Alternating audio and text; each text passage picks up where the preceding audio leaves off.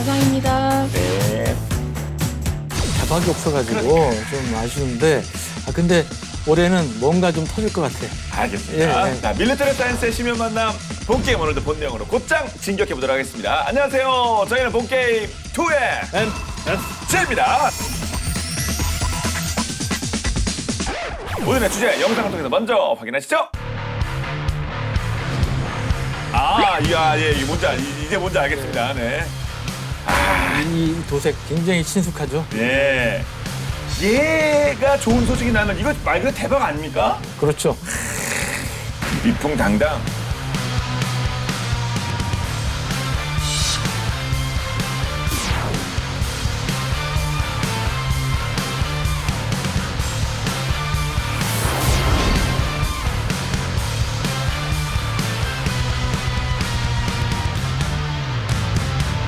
감 잡으신 분도 계실 것 같은데요. 2018년 9월 세기의 훈련기 사업이라고 했던 미 공군 차기 고등훈련기 사업 APT에서 미국 보잉사의 우리 카이의 T-50 골든이글이 정말 아쉽게 고배를 마셔야 됐는데요. 이 T-50이 그때 끝난 건 줄 알았는데 미국에 다시 한번 K방사의 위력을 한번 알리기 위해서 노크를 하고 있는 중이라고요. 그렇습니다. 뭐 말씀하셨지만 미 공군의 이제 차기 고등훈련기 사업, 우리 이제 ATF라고 불리는 사업은 안타깝게도 미 보잉사의 T-7A가 가져갔는데, 근데 이 훈련기 사업이 이 공군만 있는 게 아니에요. 아시다시피 미 해군은 이 10만 톤 가까운 이 항공모함만 해도 11척이잖아요. 그러니까 거기에 따른 함재기가 많으니까 함재기들을 위한 훈련기 소요가 꽤 있습니다. 그래서 미 해군이 공군과는 별개로 차기 고등훈련기 사업을 진행을 하고 있고, 2028년부터 이 기존의 T-45 고시오크라고 그러는데 영국제입니다. 이거를 이제 대체하기 위한 사업을 진행하려고 하고요. 그러다 보니까 2028년부터 도입하려면 기종은 뭐 앞으로 2, 3년 내에는 결정이 돼야 되는 그런 이제 상황이고, 참고로 T-45는 영국 BAE 시스템스가 만든 호크라는 훈련기가 있어요. 훈련기 중에는 굉장히 많이 팔린 것 중에 하나인데, 이거를 함상 운용이 가능한 기체로 이제 개량을 한 거고요. 근데 이게 처음 만들어진 게 1988년이에요. 그러니까 무려 얼마입니까? 33년 전이죠. 좀 연식이 된 이제 이런 기체고, 그다음에 미 해군이 아까 말씀드렸지만 항모와 함재기가 많다 보니까 훈련기 소요가 꽤 됩니다. 뭐 몇십 대가 아니고 221대에 달한다고 해요. 그래서 미 공군과 맞먹는 정도의 그러한 이제 규모를 갖고 있기 때문에 우리 입장에서는 상당히 도전해 볼 만한 큰 사업이 되는 거죠. 예. 미군 그 고등훈련기는 정말 미국 비행기만 쓸 줄 알았는데 이것도 BAE, 그 영국 비행기도 사용돼 왔었군요. 그런데 공군 차기 고등훈련기 입찰과 비슷한 양상으로 돌아가고 있다. 아니 유력 후보가 같네요, 거의. 그렇죠. 뭐 우리만 그런 생각을 하는 게 아니기 때문에 일단 뭐 우리나라의 T-50 재도전하는 부분하고, 그 다음에 T-50을 공군 입찰해서 패배시켰던 보잉의 T-7A 당연히 또 도전하고요. 이제 이관왕이 되겠다는 거죠. 그리고 이탈리아 레오나르도의 M346의 이제 3파전이 될 가능성이 높다고 보고 있죠. 미 해군 요청사항이 있겠죠. 이런 거 좀 맞춰와라. 어떤 게 있습니까? 근데 이게 좀 재밌는 게 이 착함과 이함을 요구하는 게 아니고, 뭐 생태계라면 당연히 이제 그렇게 해야 되는 건데, 훈련기라서 그런지 터치앤고라고 해서 착함은 하지만 멈추지 않고 출력을 높여서 곧바로 이함하는 그런 수준의 능력만을 요구를 해요. 함선에 서지 않고 네네. 그냥 지나가는 걸로 연습시키는 거죠, 이제 훈련기로 그거를. 그래서 어레스팅 와이어에 걸릴 필요도 없고, 그다음에 캐터펄트를 사용할 일도 없게 되잖아요, 이렇게 되면. 이륙도 아니니까 사실은 그렇죠. 그냥 가는 거니까. 그야말로 치고 가는 거니까. 거죠. 그래서 일반적인 함상 운용력이 요구되지 않는 것이기 때문에 사실 육상형을 우리 이 기존의 형태를 해군에 맞춰서 이렇게 바꾸는 게 그렇게 어렵지 않을 것이다. 이게 좀 보여지는 거죠. 그렇군요. 근데 지난 그 공군 사업에 있어서도 우리 T-50께 뭐 가능성이 높다 그런 얘기 나왔다가 결국 아쉽게 안 됐잖아요. 그래서 이번에도 야 들러리 세우는 거 아니야? 또 어차피 정해놓은 거 아니야? 뭐 이런 얘기도 있던데 어떤 겁니까? 사실 좀 이제 그러면 우려되는 점도 있죠. 그러니까 이 보잉에서는 벌써 이제 해군 사업까지 욕심을 내는 것 같습니다. 기존의 공군용인 T-7A를 예. 이제 함재기 우리 이제 해군에서 요구하는 이제 그런 버전으로 바꾼 T-7B라는 거를 만들어 가지고 실제 만든 건 아니고 이걸 CG로 만들어서 벌써부터 이제 판촉에 나서고 있다고 해요. 하지만 또 보잉도 이제 장담하기는 어려운 점이 단순히 이제 터치앤고만 요구한다고 그러지 않습니까? 좁은 항모에 잠깐 내렸다가 이륙해야 되는 이제 그러한 이제 성능은 요구가 되는 건데 그래서 간단치 않은 이제 요구 조건이고요. 또 하나는 우리 T-50 같은 경우는 원래 이제 초음속 비행 성능 플러스 이 공격기로서 경공격기로서의 기능도 갖고 있는데 이런 T-50이 아무래도 T-7A보다는 내구성이 높다고 일반적으로 평가가 되고 있어요. 그 얘기는 뭐냐면 함재기, 함상에 운용되는 비행기들은 기본적으로 지상에서 쓰는 것보다 좀 내구성이 많이 요구됩니다. 여러 가지 면에서. 그래서 T-50이 조금 유리한 점도 있다. 그런 면에서. 그래서 그래도 조금 아직까지는 희망을 가져볼 만하지 않느냐. 뭐 처음부터 무조건 이건 안 될 거야, 비관할 필요는 없다. 이런 얘기도 나오고 있습니다. 네. T-7A 이게 뭐 공군 고등훈련기로 낙점이 된 건데 하나하나 분석해 보도록 하죠. 이 보잉사의 T-7A 실체가 좀 드러나고 있습니까? T-7A가 레드 호크라는 이름이 붙어 있는데 네. 지금 보잉하고 이제 사브하고 공동 개발을 한 지금 보시는 대로 예군요. 2019년 11월 19일에 이제 저고도 고속 비행 테스트에 이미 성공을 했었고요. 그때 이제 저고도가 150피트, 그러니까 50m가 채 안 되죠.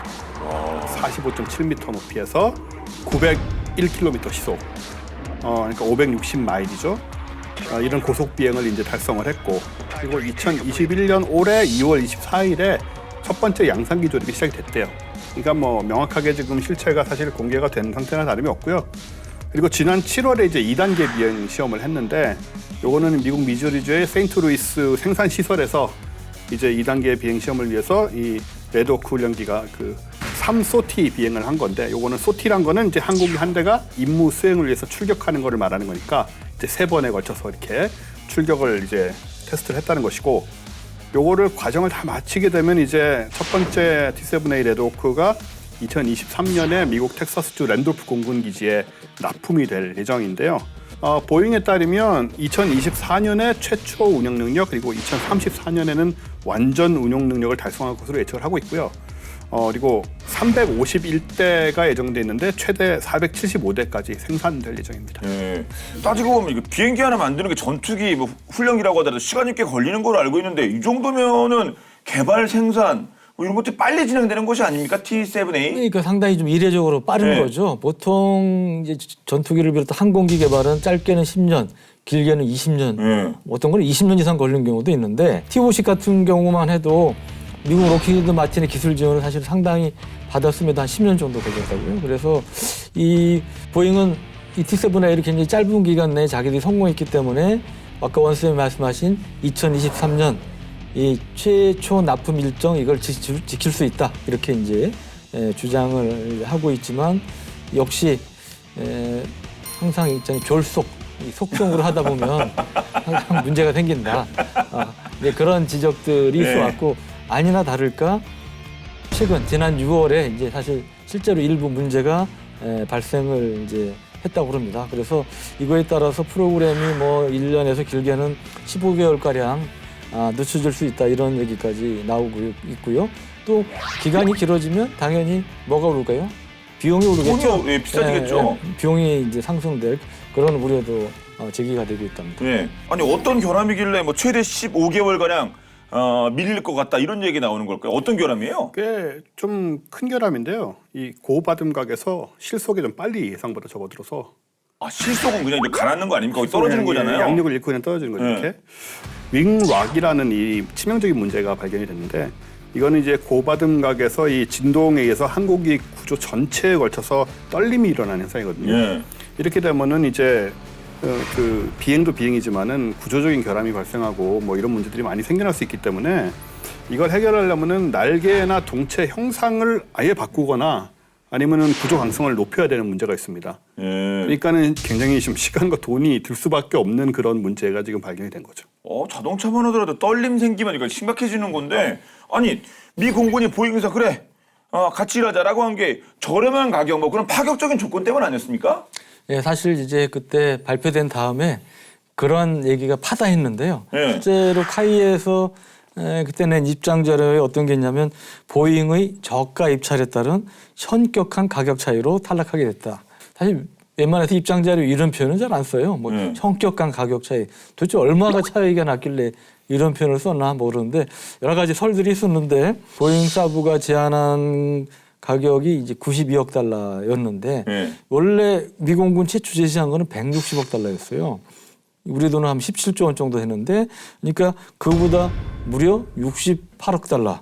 우리 돈으로 7조 원 정도로 적게 쓰는 겁니다. 아니 그걸 알아서 본인이 낮췄다고요? 네. 뭐 우리 흔히 하는 얘기로 덤핑을 세게 했다 이런 표현까지 이제 나오고 했던 건데 여기다가 보잉은 더 물건도 더 주겠다 그런 거예요. 뭐 항공기 125대, 시뮬레이터는 74대를 더 주겠다. 뭐 이런 얘기까지 했다고 그래요. 그러니까 아니, 미 국방부 입장에서 오케이겠네요. 네, 알아서 당연히, 70억 정도 뭐 70억 달러 당연히 깎아주고 뭐 부대 장비도 주고. 당연히 우리라도 그렇게 선택을 했을 거예요. 예. 그러다 보니까 이제 가격 차이가 이제 상당히 난 건데 아까 말씀드린 그러한 예상치 못한 문제로 계획보다 지연이 된다면 T7A 이제 가격도 올라가고 그다음에 가격이 올라가면 전체 프로젝트 비용이 변함이 없으면 대수가 줄을 거 아닙니까? 그래서 또 보잉이 이제 최근에 이제 KC-46 공중구빅이라든지 V-22 오스피드라든지 이런 사업에 있어서도 개발이 지연됨에 따라서 비용이 상승된 이러한 전례들이 있어서 이제 그런 상황이 벌어질 수 있다. 이런 얘기들도 나오고 있죠. 뭐 미 국방부나 아니면 뭐 보잉이나 선수들끼리 일단 한번 싸게 질러 놓고 도장 찍어 놓고 그 다음에 뭐 결혼 나오면 뭐 15개월 늦어지고 가격 올라가고 뭐 이런 건 아닐 텐데요. 아무튼 좀 묘합니다. 근데 아니 어떻게 그렇게 160억 불을 딱 정해놨는데 그 발주하는 데서 수주하는 데서 얼마요? 92억으로 지르면 이건 말이 안 되는 견적인 것 같은데 어떻게 이런 가격이 나온 겁니까? 일단은 뭐 원가 절감을 위해서 노력을 많이 했다고 하고요. 대표적인 게 이제 유리창을 수동으로 이렇게 정말 이런 동작인지 모르겠지만 야 지금 한 30대 이하분들은 자동차 문을 돌려서 연다는 건 이해가 안 가실 거예요 잘? 네, 요거 콕핏인가 이거를 수동으로 열어요? 뭐 이제 올려야 되죠. 칵핏을 올려야 손으로 되는데 붙잡고 이렇게 뭐 덜컹하는 건지 모르겠는데 어쨌든 수동으로 돼 있고요. 그리고 기동성이 떨어지는 거를 감소하고 이제 전연 플랩, 그러니까 그 비행기에는 여러 가지 장치들이 붙는데 그 중에 하나가 이제 플랩이 이제 그 양력을 높여주는 장치로서 이렇게 움직이는 그런 장치들이 붙는데 이런 거를 아예 장착을 하진 않고 그리고 고가 부품들은 3D 프린터로 이제 찍었어요. 이런 식으로 또 가격을 계속 낮추는 노력을 어마어마하게 했다고 하고요. 그리고 애초에 훈련기이기 때문에 이제 고성능을 요구하는 것은 아니라서 싸게 만들고 정비하기 쉽게 하자. 그리고 불필요한 부분들은 넣지 말자. 이런 게 이제 핵심 포인트였던 것 같은데 그래서 좋은 점이라고 한다면 이제 몇 가지 공구만으로 그리펜 전투기처럼 몇 가지 공구만으로 그냥 다 분해할 수 있고 정비할 수 있다. 이런 점을 또 장점으로 보더라고요. 뭐 그게 뭐 뉴 노멀이 될지 아니면 끝까지 문제가 발생할지 한번 저도 관심 갖고 지켜보도록 하겠습니다. 근데 미 공군의 고등훈련기 요 사업 T7A가 된 거 아닙니까 이미 네, 끝났는데 됐죠. 왜 또 추가 발주 이건 또 무슨 얘기입니까? 그러니까 처음에 저도 그 얘기를 듣고 조금 의심했었는데 실제로 그런 게 있더라고요.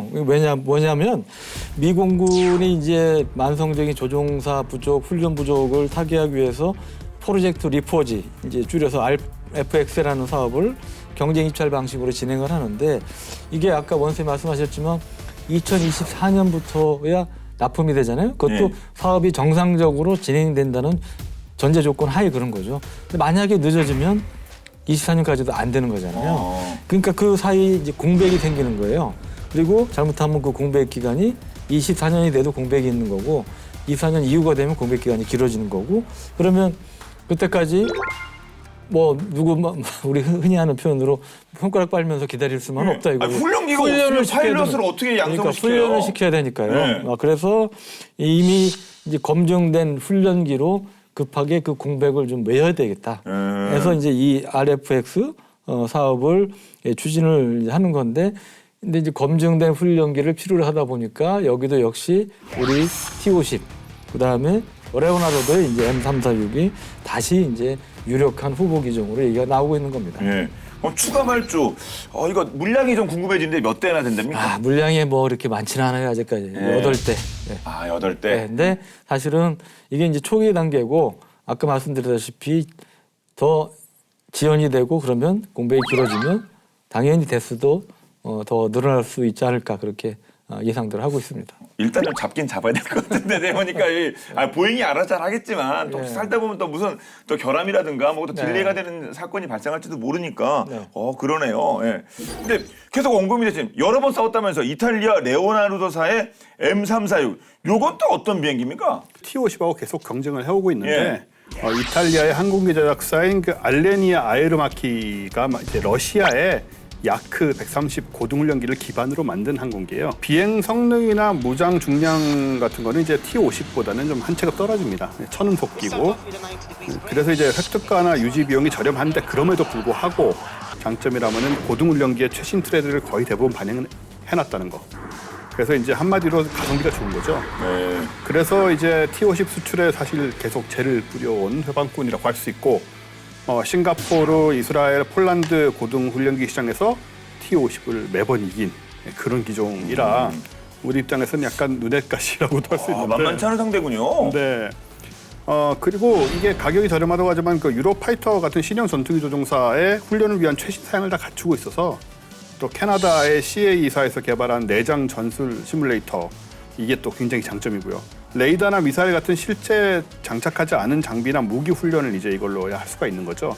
또 비행 전이나 비행 중에 시뮬레이트되는 전술 상황을 지상에서 원격으로 실시간 변경도 할 수 있고 시간당 운영 비용이 근데 유로파이터의 10분의 1이니까 이제 비싼 유로파이터를 끌고 나가지 않고 이걸로 연습을 해도 좀 충분한 효과를 거둘 수 있기 때문에 또 그렇게 또 선호가 된 거고요. 그런데 이제 고성능기가 아니다 보니까 비행 성능 요구치가 높아지면 이제 고전을 하게 됩니다. 미 공군의 이제 고등 훈련기 획득 사업인 TX 프로그램에 이제 개량형을 T100이라는 이름으로 제시를 했었는데 업그레이드가 좀 많이 필요한 상태였고요. 사실 그 이번에 말씀하신 그 RFX 사업에서도 카이의 T50A를 우선 협정으로 선정하려도 했는데 이 알레니아 아에로마키사가 이제 사실 어깃장을 놓은 거거든요. 기어코 경쟁 입찰로 다시 만들고 이 T100을 다시 내밀어 놓은 상태가 됐어요. 그래서 T50과 마찬가지로 지금 이제 이쪽도 경공격기 버전이 있다고 홍보를 하고 있는데 그건 이제 실물은 없는 것 같고 서류랑 이제 시제기로만 존재하고 있는 상태라 뭐 이렇게 우리가 크게 지금 모자란 부분이 있는 건 아니지 않나 또 이런 좀 희망적인 생각도 하게 되죠. 예. 그럼 그 T50 제대로 한번 정정당당하게 붙어서 뭐 경쟁 입찰하게 된 거 붙어서 우리가 이겨야 T50의 그 위용도도 명예도 높아질 것 같습니다. 자 그러면 T50 한번 제대로 한번 분석해 볼까요? 네. T50은 세계에서 12번째로 초음속 항공기 개발 국가에 들어가게 만들어준 그런 이제 항공기인데 부품만 이제 32만 개 그리고 내부 배선 총 길이가 15km에 달하는 이 정교한 그런 비행기라고 할 수 있고요. 길이는 13.14m, 폭은 9.45m고요. 무게는 6.3톤이어서 F-16보다 작고 가볍습니다. 그리고 최대 항속 거리는 2,592km고 최대 비행 고도는 16km. 기체 가격은 대당 250억 원 가량으로 알려져 있고요. 근데 우리가 T50 관련해서 조금 주목해야 될 것 중에 하나가 고등훈련기 동급 최신 기종 가운데 세계에서 가장 숫자가 많아요. 그러니까 현재까지 생산된 T50 훈련기 플러스 파생형들이 몇 개 있는데 그걸 다 합하면 전체가 200대가 넘습니다. 그러니까 M346은 지금까지 생산된 게 총 70여 대. 3분의 1밖에 안 되네요. 3분의 1밖에 안 돼요. 그래서 그런 면에서 규모의 경제 면에서 우리가 확실히 우위에 있다 이제 볼 수가 있고요. 2005년부터 2011년 5월까지 6년여 동안 3만 1,000여 시간 무사고 비행 기록을 세웠었고, 그다음에 2016년에는 T50이 무사고 비행 5,000회를 또 기록하기도 했습니다. 그런데 보통 비행 시험 단계에서는 이 개발 과정이니까 사실은 최악의 경우 추락할 수도 있는 거고 여러 가지 문제가 많이 생길 수 있는 건데 5,000회 무사고를 기록한 거는 대단한 기록이라고 할 수가 있는 거고요. 스웨덴이 자랑하는 그리펜이라든지 미국의 F-15, 심지어는 최신형인 F-35 뭐 세계 최강 F-22 이런 것도 양산 초기 단계에는 2000의 비행 이전에 여러 차례 뭐 크고 작은 사고들을 내고 그랬었습니다. 그래서 T-52 좀 양호하다 할 수 있고 또 이 T-52 디지털 비행 시스템을 갖고 있어서 이른바 5세대 스텔스기 F-22나 F-35 이런 5세대 전투기들을 훈련시키는데 최적의 항공기다. 이것도 이제 강점이고요.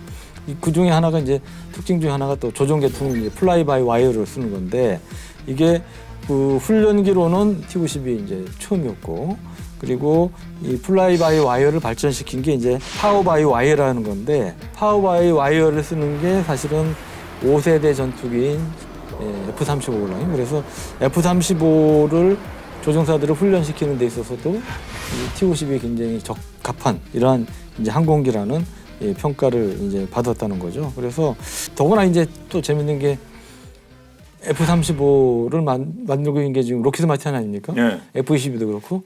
근데 T-50을 사실은 만드는데 결정적으로 역할한 게 록히드 마틴이에요. 그래서 미국 고등훈련기 사업에도 이제 같이 카야와 같이 입찰을 하기도 했었는데 그런 면에서 T-50 중에서도 미국 수출용으로 만든 게 지금 사진에서 보이시는 A형인데 이 T-50A가 강점이 있다고 얘기할 수가 있습니다. 네. 그리고 이제 훈련기로는 드물게 최고속도 마하 1.5라는 상당히 고속을 자랑을 하고 있고요. 여기 T-50에 채용된 F404G102 엔진, 이거는 이제 GE의 가장 대표적인 F404 라인업에 속하는 엔진이죠. 최신 항공 전자 기술을 적용한 FADEC, Full Authority Digital Electronic Control을 탑재를 하고 있고요. 그래서 이제 더욱 안정적이고 또 원활한 작전 수행이 가능하다고 알려져 있고요. 이 FADEC을 이중 채널로 구성해서 또 하나의 채널에 이상이 있으면 다른 채널로 엔진 제어를 변환시킬 수가 있게 돼서 굉장히 그런 안정성을 좀 강조를 했고 또 여분의 점화 장치를 또 장착을 해서 예. 주 점화 장치 손상에 대비를 하고 이제 훈련기이기 때문에 또 이런 것들도 필요하겠죠. 그리고 그 KF-X용 엔진이 F414 400K 엔진인데 이름에서 보듯이 이게 사실은 그 F404G 엔진하고 좀 동일한 정비 개념을 적용을 하고 있습니다. 그래서 한마디로 이제 이거를 정비할 수 있으면 저것도 정비할 수 있다라는 것이 되기 때문에 공군 정비사의 기본 교육이라는 측면에서 좀 초기 투자 비용을 줄일 수 있다. 공군에서는 이렇게도 보고 있죠. 네. 그리고 앞서 그 파생형이 많다고도 말씀하셨는데 200대 가까이 운영하니까 와 여러 종류가 있을 것 같네요. 네. 우선 가장 기본적인 게 T-50 원래 우리가 네. 개발한 고등 훈련기 T-50이 있고요. TA-50이라고 있어요. 근데 이건 뭐냐면 T-50은 무장 능력이 없습니다. 네, 그리고 레이더니 뭐 이런 것도 이제 굉장히 제한이 돼 있고 뭐 그런데 TA-50은 무장 능력을 일부 갖고 있어요. 그래서 제한된 공대공, 공대지 능력을 이제 갖고 있는 건데 이 용도는 뭐냐면 이제 전투 입문 훈련기라고 불러요. 이거는 뭐에 쓰냐면 이 전투기 조종사가 되기 전에 그 마지막 단계의 훈련을 할 때 쓰는 게 바로 이 TA-50이라고 우리가 불리는 이러한 항공기고요. 그다음에 FA-50 뭐 전투기라고도 표현되는데 경공격기입니다. 그러니까 이거는 레이더도 이스라엘제 신형으로 해서 많이 업그레이드가 됐고 그리고 이 합동 직격탄이라고 우리 GPS를 써서 네. 정확하게 타격할 수 있는 이 합동 직격탄이라든지 일부 미사일을 장착할 수 있는 이제 그런 능력을 갖고 있고 또 전투기 생존에 필수적인 그 레이더 경보 장치라든지 아니면 적의 대공 미사일을 교란하는 체프 플레어 살포 장치라든지 이러한 이제 방어 수단까지 갖춘 이러한 이제 항공기고요. 그래서 이 FA-50이 사실은 잘 팔려요. 그러니까 필리핀이라든지 여러 나라에서 네. 이 FA-50형을 몇몇 나라에서 수입을 해서 다용도로 쓰고 있고 마지막이 이제 T-50인데 여러분 블랙 이글스 다 아시죠? 아 그 예. 에어쇼라고 그러나요? 예, 우리 예. 특수비행단인데 예. 정식 명칭은 우리가 뭐 주요 행사, 뭐 국군뿐 아니고 뭐 서울 에어쇼라든지 뭐 이런 주요 행사에 꼭 등장해서 많은 분들에게 즐거움을 주는 그런 존재인데 이 8대가 움직이는데 상식적으로 우리가 이 비행기 숫자가 많을수록 같이 이렇게 맞춰서 비행하기가 힘들겠죠. 아 그렇지 않겠어요? 그렇죠. 서로 뭐 간섭도 있고 그럴 것 같은데. 아주 또 근접해서 뭐 가깝게는 1m 정도 떨어져 네. 붙어서 이제 비행을 해야 되는데 캬우! 오! 그러니까 이게 우리가 8대인데 사실 세계적으로 이렇게 8대 많은 숫자를 운용하는 특수비행팀, 고개비행단이 별로 없어요. 예. 보통 6대에서 7대 많이 운영하는데 우리는 이제 그것도 이제 자랑거리 중에 하나인데 특히 자랑거리는 우리 국산 항공기인 T-50B를 쓰고 있다는 게 자랑거리죠. 예. 파일럿 분들의 능력이 뛰어나기도 하겠습니다만 그 기종 자체도 그런 것도 받쳐주니까 이 모든 것이 블랙 이글스의 활약이 가능한 것이 아니겠습니까? 이처럼 번개처럼 빠르고 또 아드레날린 뿜어져 나오는 전투기 조종 과정에서 파일럿들의 안전을 위해서 꼭 필요한 장비가 있다고 하는데요. 일명 G-슈트라고 부르는 장비입니다. 옷이죠. 그 개발 비하가 재밌다고 하는데 어떤 내용일지 본방 야사에서 짚어보도록 하겠습니다. 보시죠.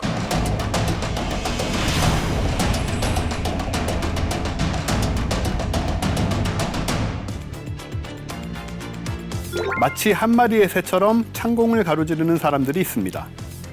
비호 같은 속도로 눈 깜빡할 새 적을 압도하는 전투기 조종사들이 그 주인공인데요. 하늘에 고개사라는 수식어가 붙을 만큼 하늘에서 가장 자유롭고 능숙한 이들이지만 이런 조종사들조차 의지만으론 피하기 어려운 아찔한 상황이 있다고 합니다. 정체는 어드 스트라이크? 아니면 적기의 미사일? 한 가지 힌트를 드리자면 적은 가까운 곳에 있다인데요. 정답은 바로 우리의 몸입니다. 나날이 빨라지는 전투기들의 속도 경쟁 속에서 인간의 신체가 이를 따라오지 못하고 의식을 잃고 마는 것이죠. 우리는 이 현상을 G락, Loss of Consciousness by G-Load라고 부르는데요. G-부하에 의해 유발되는 조종사들의 의식 상실로 적기만큼이나 무서운 녀석으로 꼽히고 있습니다. 과거에도 그리고 오늘날에도 G락을 막기 위한 다양한 방법이 등장하고 있다는데 과연 인간의 한계를 뛰어넘기 위한 방법은 무엇일까요?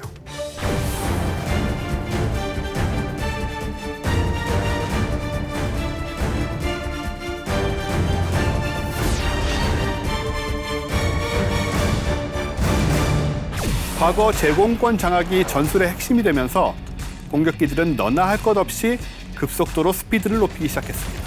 전투 중에도 빠르게 속도를 바꿀 수 있었고 급선회로 운동 방향의 변화가 생기기도 했죠. 하지만 그로 인한 부작용은 고스란히 조종사의 몫이었으니 조종사들은 전투기의 급기동으로 인한 원심력을 견뎌야만 했습니다. 이때 발생하는 원심력을 중력 가속도라고 하는데 이를 9G라고 한다면 조종사는 본인 체중의 9배에 달하는 압력과 맞서 싸우는 것을 의미하는 셈이었죠.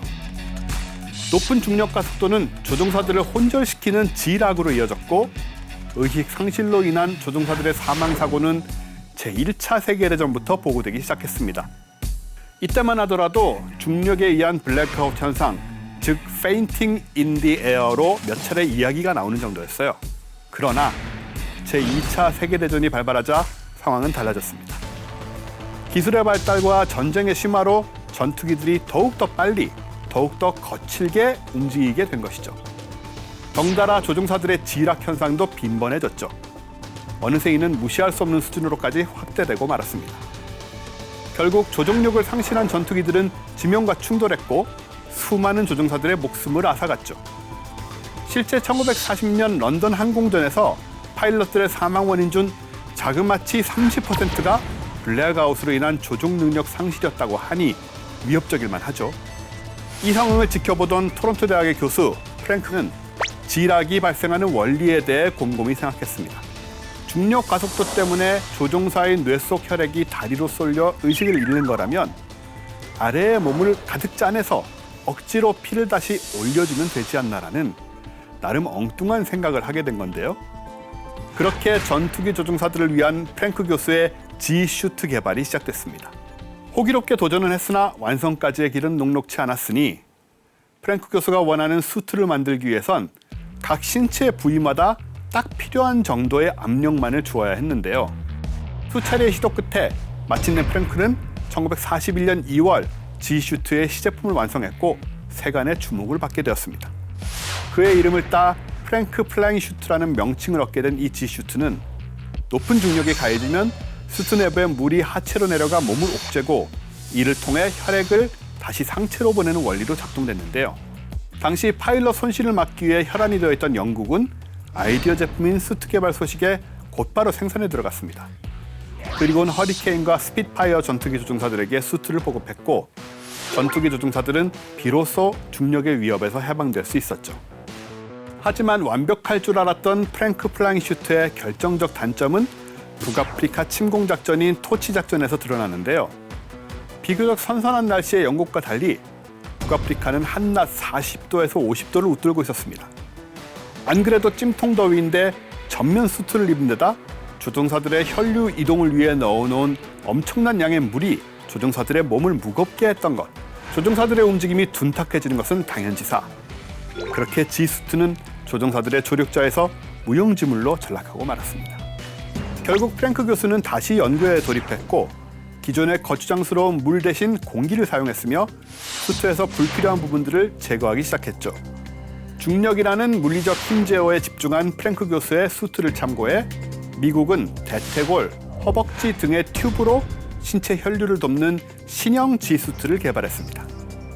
미국의 이 신형 수트는 1943년 G1 안티 G수트라는 이름으로 보급되며 조종사들의 중력에 대한 고난을 크게 덜어주었죠. 현재도 이 G수트는 CSU-13BP, CSU-15AP라는 이름의 수트로 발전하여 조종사들의 블랙아웃을 막아주고 있다는데요. 그렇다면 지락 현상은 아예 자취를 감췄을까요? 그럼 좋겠습니다만 이런 노력에도 불구하고 전투기 조종사들의 지락 현상은 오늘날에도 종종 보고되는데요. 다행히 오늘날에는 G수트 외에도 조종사들의 의식 상실을 막기 위한 여러 수단이 등장하고 있습니다. 비행에 돌입하기 전 항공 생리 훈련이라는 비행 적응 훈련을 통해 가속도 내성 강화 훈련을 거치는가 하면 온몸에 힘을 준 상태에서 복압에 힘을 줘 짧게 호흡하는 L1 호흡법도 익히는데요. 이 호흡법은 머리에 혈액 공급을 유지하는 데 도움을 줘 지락으로부터 조종사들을 보호해주고 있다고 합니다. 또한 지락에 돌입하더라도 조종사의 생명을 구할 수 있는 자동 지면 충돌 방지 체계 AGCAS도 등장했는데요. 사전에 입력된 지형 데이터를 토대로 종합해 판단한 후 양주익을 이용해 충돌을 회피하는 기술입니다. 기존의 수트에 이런 최신 기술들까지 더해진다면 향후 지락으로 인한 무고한 피해와 막대한 재산 손실은 줄어들 수 있겠죠. 중력을 이기기 위한 인간의 끝없는 몸부림, 거대한 자연의 섭리와 강철 같은 기계 앞에서 때론 한없이 미약해지기도 하지만 또 이를 극복하고 자신의 한계를 뛰어넘는 자들 역시 우리 인류라는 점을 기억해야겠습니다.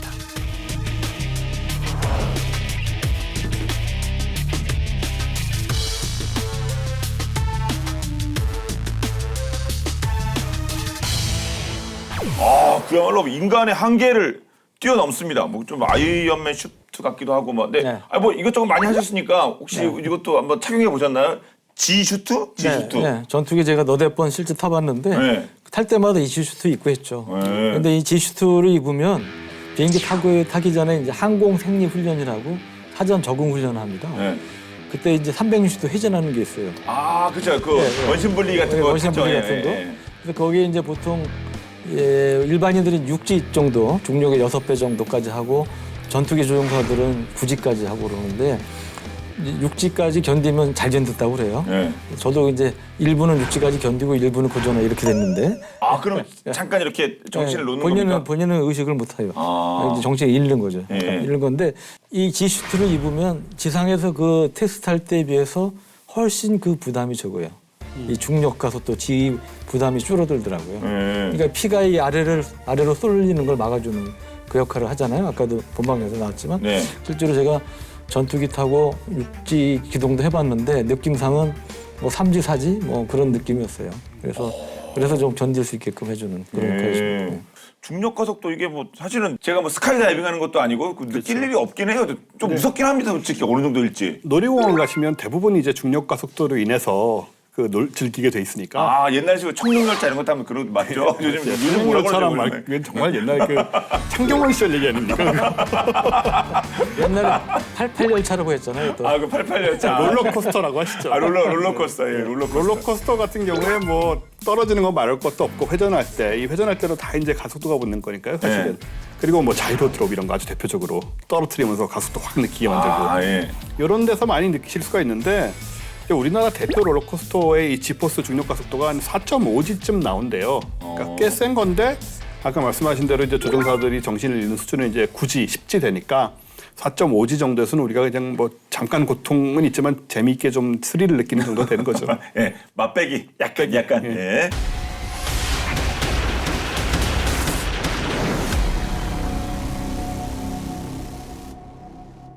다시 T-50으로 돌아가서 우리나라 포함 전 세계 5개 국가가 운용 중이라고 하는데요. T-50 지난 7월 얼마 안 됐네요. 이거 수출 소식 있었죠? 네, 맞습니다. 정말 4년 만에 낭보가 온 건데요. 아, 4년 동안에 수출 소식이 없었어요? 없었어요. 예, 그래서 굉장히 반가운 소식이었는데 인도네시아에 추가 수출을 하게 된 거예요. 예. 그 전에도 인도네시아 T-50I라고 이제 수출을 했었는데 이번에는 이제 6대를 추가로 수출하기로 계약을 이제 한 거고요.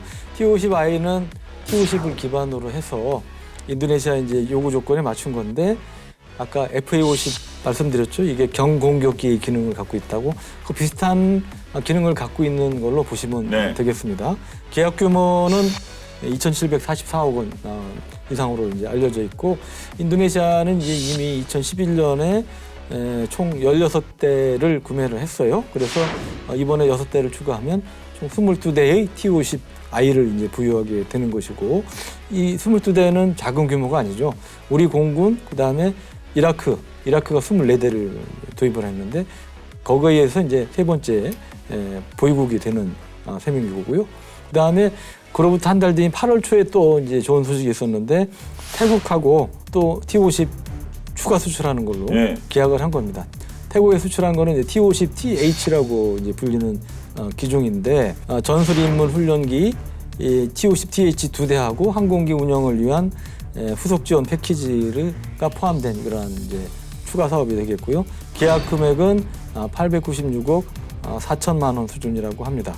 계약 기간은 지난 7월 30일부터 해서 2023년 11월 30일까지로 돼 있고요. 그래서 태국도 역시 T-50을 2차례에 걸쳐서 도입하는 이러한 나라가 됐고요. 그 외에 이제 보츠와나, 아르헨티나, 호주 등에서도 추가 수출이 지금 추진이 되고 있다고 합니다. 예. 그러니까 추가 수출이라는 게 이거 어느 정도 믿으니까 한 번 더 주문하는 거 아니겠습니까? 그런데 우리가 스펙은 좋은데 가격이 좀 비싸다는 거 단점도 있는데 이렇게 또 추가 수출을 계속 받는 그 이유는 뭘까요? 수명 주기 내 비용 경쟁력이라는 개념이 있는데 네. 다른 경쟁 기종 중에는 초음속기가 없어요. T-50은 초음속기인데 반해. 그래서 다른 기종을 도입하면은 이제 초음속 전투기 조종사를 양성하려면은 이제 별도의 초음속 훈련기가 또 필요해지는 거죠. 그러니까 이런 부분에서 이제 경쟁력이 좀 많이 있는 거고요. 이걸 계산을 해보면은 비행 시간은 20%, 훈련 비용은 35% 적게 들이고도 훈련 효과는 40% 향상된다. 이렇게 계산을 할 수 있습니다. 요즘 이제 전 세계 조종사 양성 체계가 다 이제 5세대 전투기를 바로 운용할 수 있는 훈련기를 도입하는 쪽으로 가고 있는데 조종사 양성을 위한 훈련기가 이제 5세대 전투기하고 연계성을 지녀야 하는 이유는 당연히 이제 비용 절감인 거죠. 예를 들어서 미 공군이 조종사 양성 체계에서 이제 주력 전투기로 넘어가기 직전에 훈련용 지금 F-16이나 F-15로 예행 연습을 시키거든요. 근데 T-50A 같은 이제 신형 훈련기가 도입이 되면 훈련용 F-16이나 F-15를 운영할 일은 없는 거죠. 이제 그만큼 운용 비용이 줄어듭니다. F-15나 F-16은 운용 비용이 많이 드니까.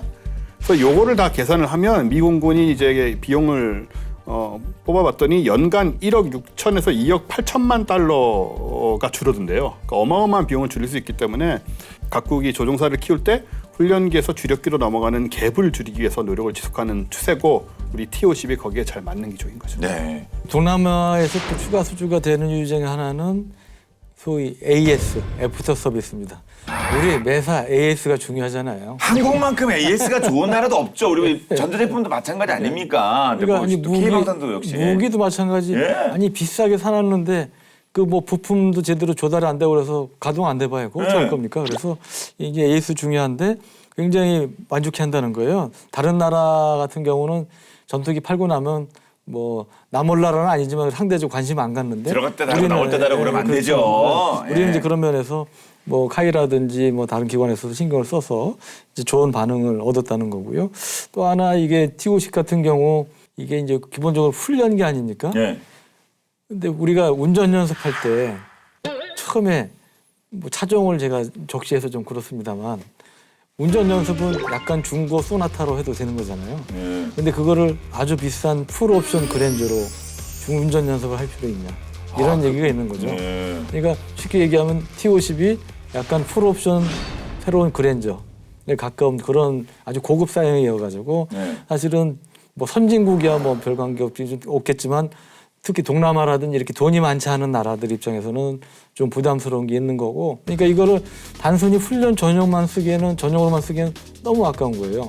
유사시 게릴라도 잡고 이런 경공격기도 겸할 수 있는 그런 용도를 선호했고 그런 점에서 이제 FA50 형태가 상당히 이제 인기가 있는 이제 그런 이제 특징이 있는 건데 그 FA50이 실전에서 인정받은 그런 사례도 있는데 그게 어디냐면 바로 필리핀이에요. 예. 필리핀에도 이제 FA50 PH라는 명칭으로 해서 이제 수출이 됐는데 아시다시피 필리핀은 지금도 게릴라들이 있습니다. 여기저기 게릴라들이 있어서 계속 그 반군 게릴라들하고 교전해야 되는 상황인데 4년 전에 2017년에 이제 필리핀의 민다나오 섬이라는 데서 그 마라위 전투가 있었는데 여기서 반군 거점을 이 FA-50PH 필리핀 수출형이 공격을 한 겁니다.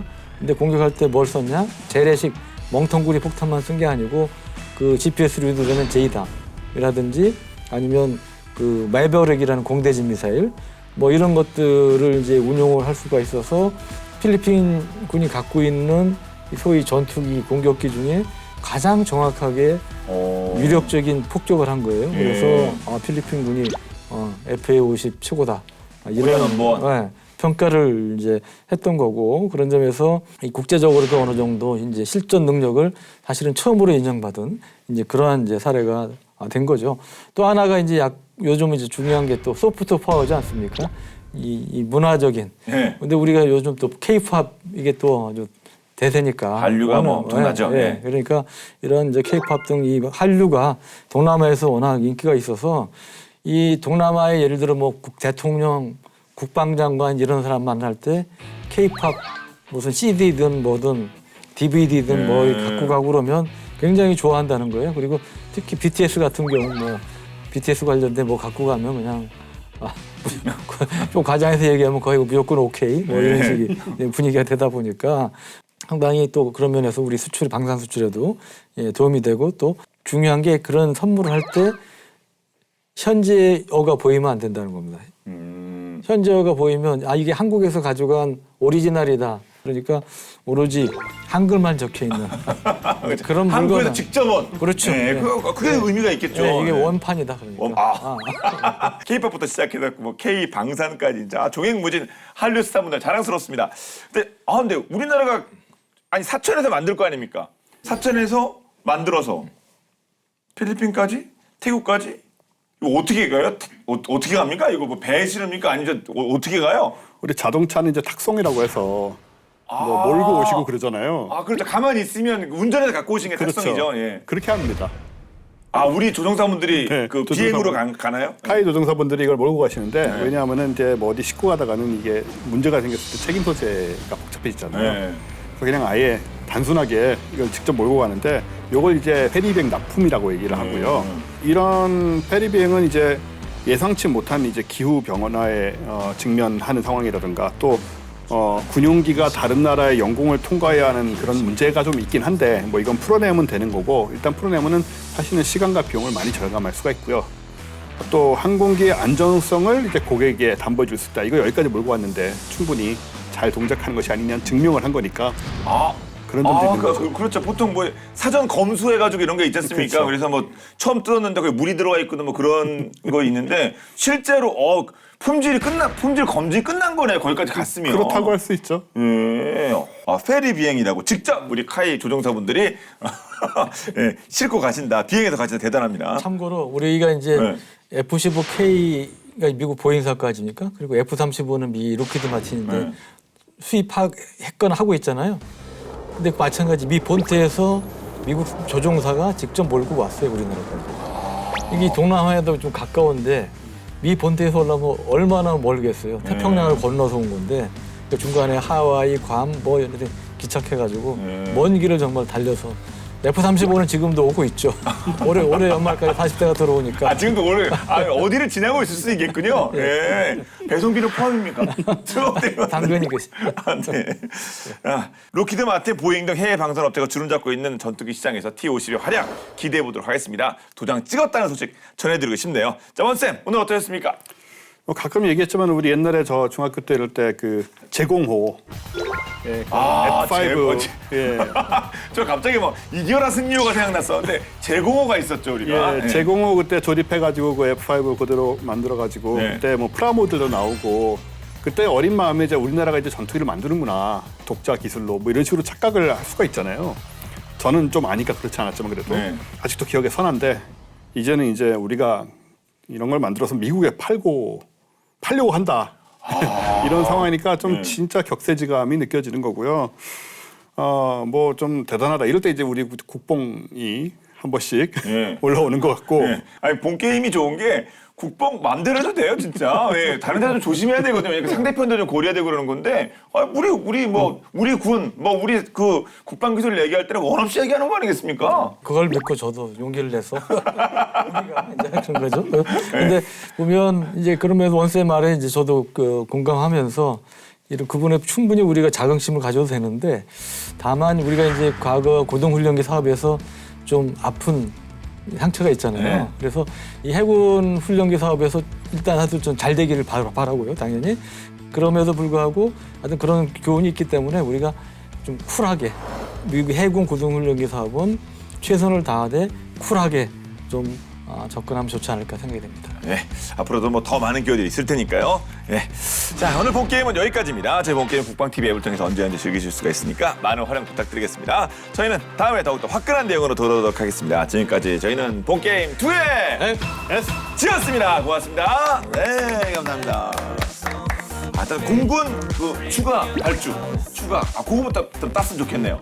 네. 그래야 좀 발판을 마련할 수 있을 그래도 거예요. 한 대 200억 원이 넘으니까 적은 돈이 아니에요. 이게. 네. 그렇죠. 그것만 해도 1,000억 원 훨씬 넘죠. 보니까 그 뭐 잠깐 늦어진다는데 8대가 열렸을 때고 30이 되는 거 아니겠어요?